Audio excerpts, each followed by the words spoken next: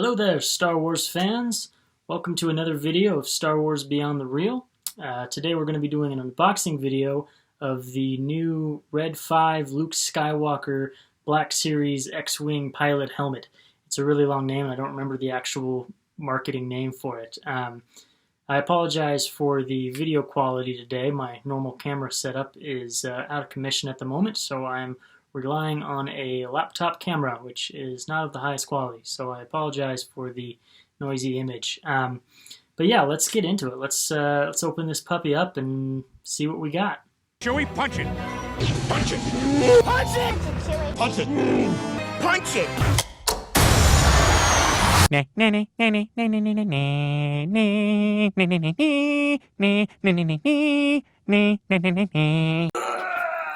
Okay, so kind of late actually into doing this video. I was supposed to do it, I think it was October 7th is when I was planning on getting this one out, because that's when I was supposed to receive this from Walmart.com. But I learned never do a pre-order through Walmart, and maybe not even in general. I've never really had a good experience with doing pre-orders, almost every one I've ever done. I did it here because I was worried they were going to sell out really quickly.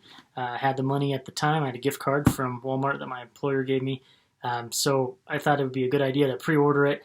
And really what happens is they send it to you after they've released it in stores and after everyone else has already gotten it.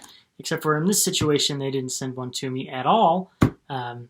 Because I guess they had sold out to all the people who didn't pre-order it before they sent it to the people who did. So it was kind of one of those Seinfeld car reservation rental situations, and I was not so happy.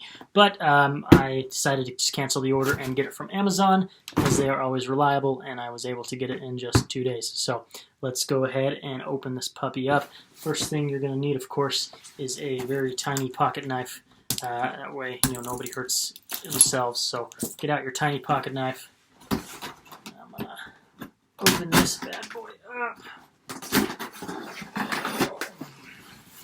Imagine if I just cut a big slit right into the box there. Make that collector value skyrocket.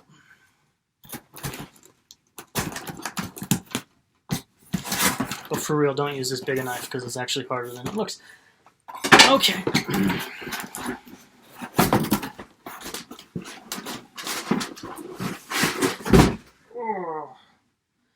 Alright. Here we are.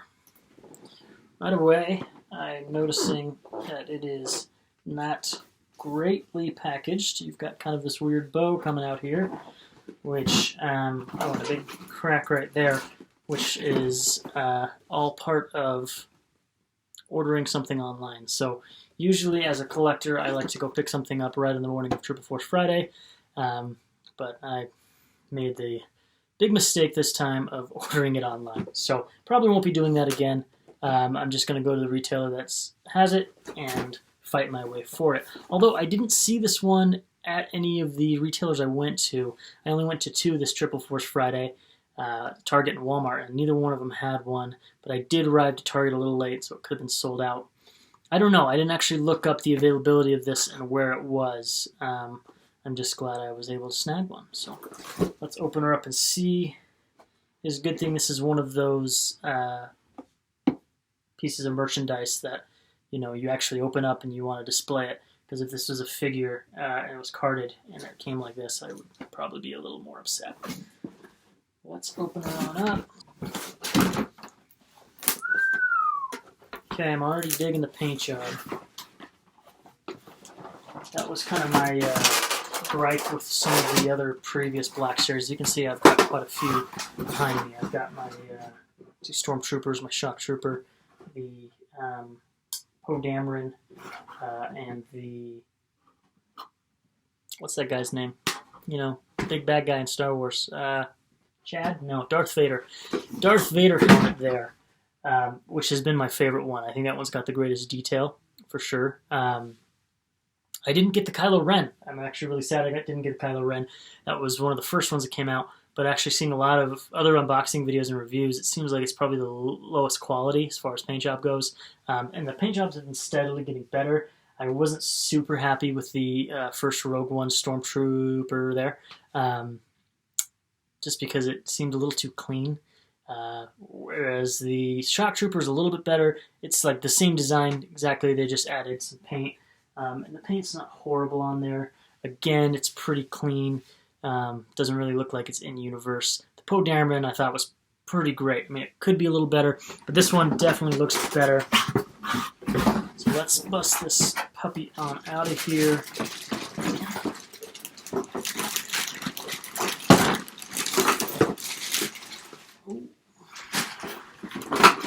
Okay, so it would seem that the innards and the outer shell come as two different pieces, which is kind of different from the Poe Dameron. They were similar where it was Velcroed in, but I feel like it was just like two pads. I'd have to kind of go over it again and see. But so far, just looking at this, I am pretty impressed. The weathering is pretty great. Something sticky on mine. It's not good. But yeah, overall, again, apologize for the lighting. My normal camera setup was not available today, and I really need to get some brighter lights here in my office. One of these days I'm going to showcase my whole selection, or my whole collection, showcase that, and kind of show off everything I've got, and I want to get some better lighting so I can do that. But so far, this thing is looking pretty good. Pretty sturdy. You know, I wasn't expecting it to be super thick. Much better than like the Ruby's ones. I almost bought one time at Hot Topic because it was like a super good sale, and it was I think it was from Green Squadron, oddly enough. So that kind of interested me, and it was pretty cool. But it just looked cheap and thin and flimsy. This has got some heft to it. I'm actually really liking this. I was worried when I saw the pictures, when I saw the edges here on the rubber, I thought it looked kind of cheap. And it is a little cheap here, but it's not bad. It's probably as movie accurate as I think you can get on a $100 budget. It's only $100. Actually, I got it on a coupon too with Amazon, so that was cool. So I think it only costed like $90. But yeah, as far as quality goes for the money you pay, I think this is 100% worth it. You know, they refer to these as toys, as children's toys. These aren't made for kids. These are for collectors. I mean, great toy for a kid, but they're huge. I mean, the Darth Vader and the Stormtrooper helmets drown me. And I'm a small guy, but yeah, there would no way a kid would be able to play with that, especially the Darth Vader. There's a lot of moving pieces. It takes some know-how to operate it. It's cool as all get out. It's my favorite piece so far in my collection of helmets. But yeah, these are for collectors, and I love that. I've been waiting my whole life as a Star Wars fan for them to do something like this. You know, you see the helmets from Anovos. You know, there's a lot of companies out there that make them, a lot of fans that make them. You see people in the 501st with their TK helmets, and I've always wanted some cool ones, but I don't have $500 to drop on all the characters I want, where these ones are, you know, a fifth of that price, and I feel like are great pieces for costuming if you are into costuming, but for the display, I just absolutely love them. It was, you know, right that gap between your Ruby's Deluxe series, which in my opinion just kind of sucked and were overpriced, to your collectors making really high quality, screen accurate, and which were anywhere from $500 to $1,500. This is a great right in the middle for your average collector. You know, the Hasbro has been on their A game with these. I feel like the old ones that they used to do back when they did like the Boba Fett and they did the Clone Trooper, those I feel like were a little bit more directed at kids. The proportions were off. They had the big visors, you know, and they were fun to play around with. And I used to bring them to like football games in high school and wear those there because I was a nerd and didn't have any friends, I guess. But, you know, looking at these now, they're so much cooler and more displayable. You know, I had a couple of them that I displayed in my old Star Wars room of the originals, but there's just something about these that are just, oh, I love them. So let's get into it. Let's play with it a little bit. I'm rambling about how awesome I think Hasbro has been lately. Hasbro has been awesome. The distribution from the retailers has not been awesome, as a lot of you probably learned from Triple Force Friday. But that's a whole nother conversation. And, you know, that's something we can't blame Hasbro or Lucasfilm for. I see so many people saying, oh, Star Wars is dead and they're not producing enough. But really, I think it's just brick and mortar is kind of dying. You know, you have most of what you need online, and they're selling out quickly because, you know, people are loving them. Star Wars isn't dead. People are buying them. So, okay, let's go into this a little bit. So the one thing I've noticed as I've been rambling is that it doesn't have a moving visor or the blast shield, which is something I really liked in the Poe Dameron one. It kind of flips up and down. But this one, it seems to be completely stationary. Looks like it could be removed at the risk of breaking it, which I don't want to do. So if you can kind of see in there, get some light in there. It's just right stationary right in there. I really like their little mouthpiece they've got. It's actual metal right here, which I was expecting plastic. It is plastic on these other bits at the end and on the hinge, which, again, $100, everything I was expecting everything to be plastic. So to have any metal bits at all, I think is really cool. So we'll see how the sound part works. The inside is nice.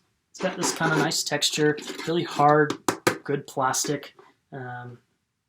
Usually on the fan-made ones you see for Rebel Legion or other cosplay groups, you know, it's the interior that is really lacking, which I think they put a lot of time and effort into this interior, which is great. Same way I felt with the Darth Vader.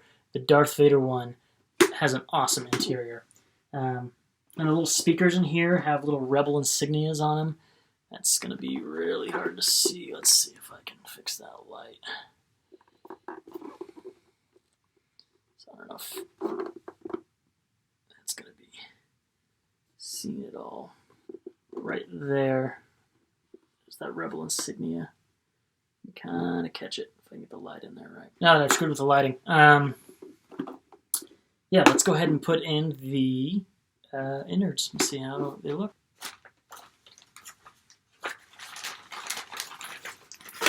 So I always thought the marketing on these, or the graphics and everything, like in their booklets and on the packaging, was really cool.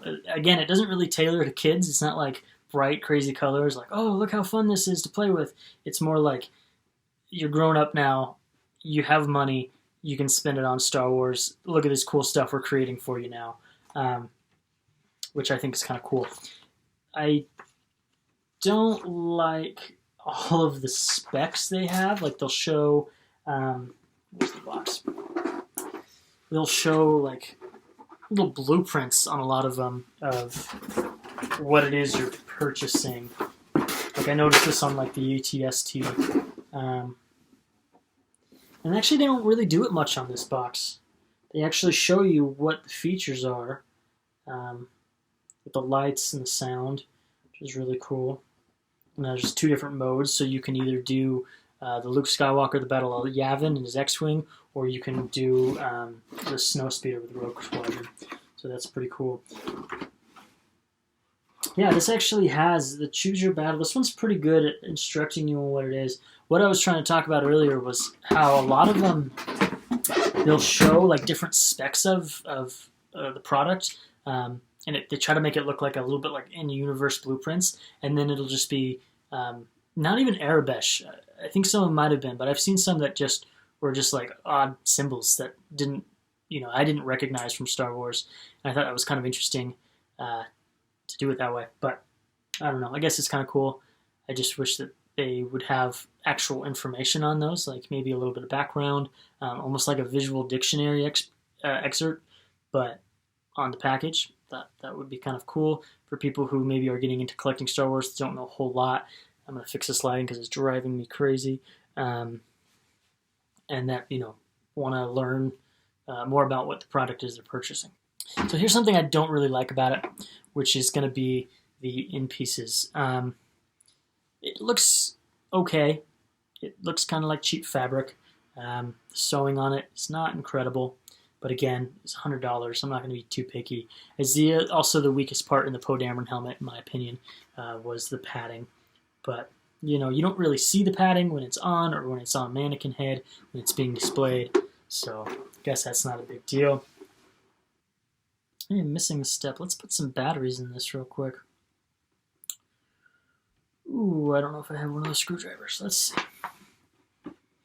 Ill prepared. Probably going to cut this bit out, but let me put some batteries in it real quick. Okay, so this is actually kind of a cool feature.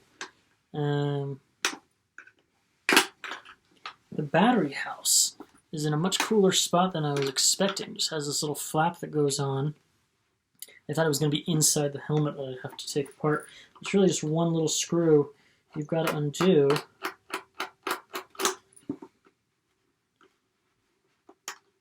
I say with too much confidence as I can't take it out. Okay. And now we've got our battery in there for our sound. Okay, earpieces. Let's put these earpieces in this bad boy. Noticing I'm calling it a bad boy a lot, which is weird, so I'll stop.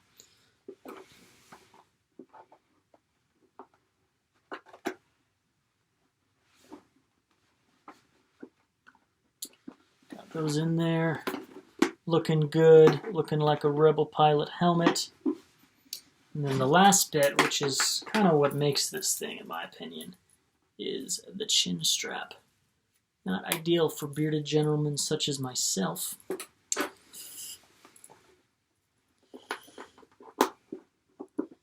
That's why we didn't see Dodonna in a Rebel pilot helmet, did we? That's why Biggs just had the stash. Didn't want his chin strap interrupting with his beard there. Okay. I think we are ready to go. Let's try this bad boy. I'm going to say it again. Try this bad boy on. Alrighty.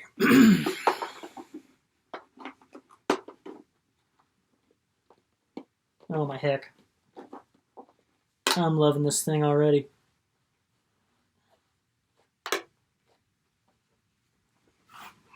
Oh yeah. That is what I'm talking about. See, it is very large, as you can see. I am a very small man. About the same size of a child's head. So again, I reiterate, this is not child's size. My only complaint, again, this might have to do with the size, is how much wiggle room there is. It's not a snug fit, but that could be just my problem. Again, a little beard issue there, but I can tighten these up if I need to. Yeah, I'm liking this. This is awesome. I feel like I'm going to spend all my time just... Red 5 standing by. Oh yeah, I got this. This thing is beautiful. And this will probably be the last time I ever put it on my head, to be honest, because I just put it in one of the Detolfs from IKEA, and there it is, stashed away. May take a selfie or two of this, put it on the Insta Twitter, but yeah, looking pretty good. Alright, let's play with the sound effects a little bit here. First off, I want to have awesome hair. Second off, I want to fix the inside, because there wasn't any cushion on my forehead, which I thought was odd. It kept on bumping against my forehead funny. So it could just be the way I've put the cushions in. I'm going to try this again. First, I'm going to look at the electronics. Look at these electronics here and see. We will start with X-Wing mode. See how that goes. A little less comfortable now. I don't know. It's kind of an odd fit to my head. Like right there would fit perfectly for me. Then it messes up the visor. No, not too bad there. Not a ton of stability. Let me tighten the chin strap and see if that makes any difference. Okay, that's a little better. Again, not loving the head shape from the inside, but it will do its trick. Again, I probably won't be walking around cons with this. Let's see, buttons on the other side. All right. Okay, got some R2 sounds going.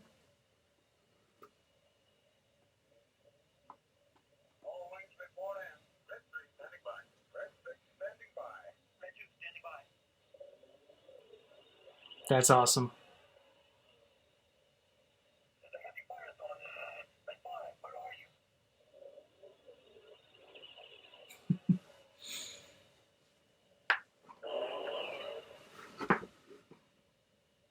Yeah, I like how the speakers are on the inside of the helmet, so the wearer can listen to it. I don't know if you guys can even hear it on the mic there. Hopefully. Oh, there's the lights. Little R2 screen. All right, we got an Obi-Wan.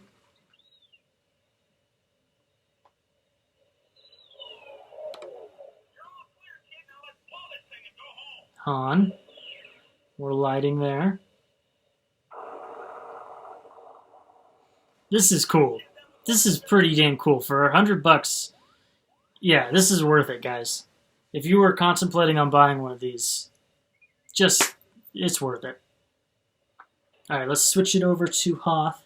Actually, I think I can do it without taking it off. Nope, I can't. All right, let's try out the Hoth battle in the snowspeeder. See if we can get some Dak Ralter in there. Okay, R2 again. More R2. More R2.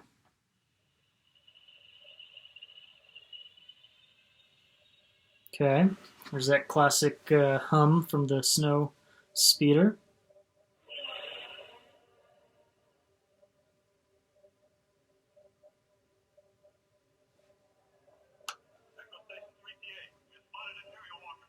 There we go, Imperial Walkers.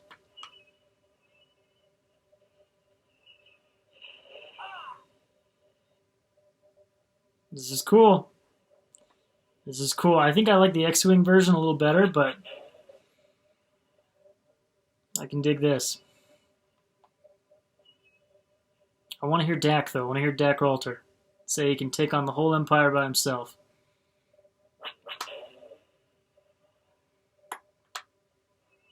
This one has less dialogue. It's more just sounds of AT-ATs and the cannons.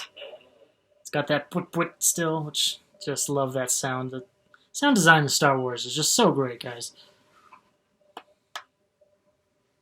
Try to get the whole helmet in the shot here. Oh, it's huge, though. It is way too big for my head. I look like a rebel pilot. I look like a full-on astronaut.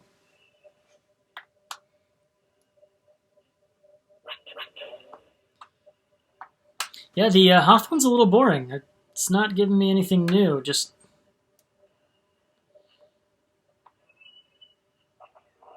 there we go. There's something a little new. Yeah, all right, it's done there.